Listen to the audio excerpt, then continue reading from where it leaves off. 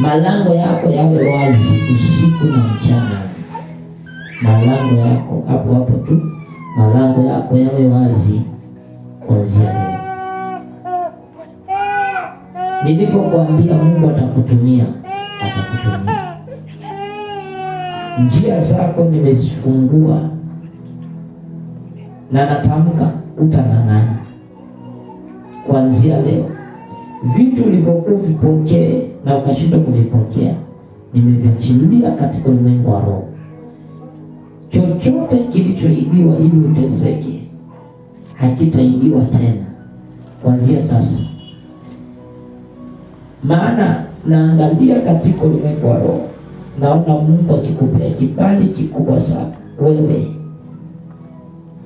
kibali cha kazi.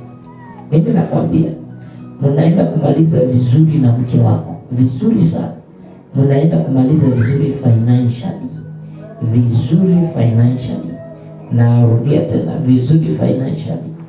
Pesa yako ambayo ulikuwa unaipokea na leo umeelewa vizuri, milango yako imefunguka. Achana na wale watu unajua, Mungu anaenda kuletea watu ujui, wanaitwa destiny helpers kwa sababu yako. Kuanzia sasa, mmenisikia? Wanakuja pale huko for the time. Mungu atakuletea kazi 3, utachagua ile utataka. Nimerudia tena, Mungu anakuletea kazi 3, utachagua ile unataka.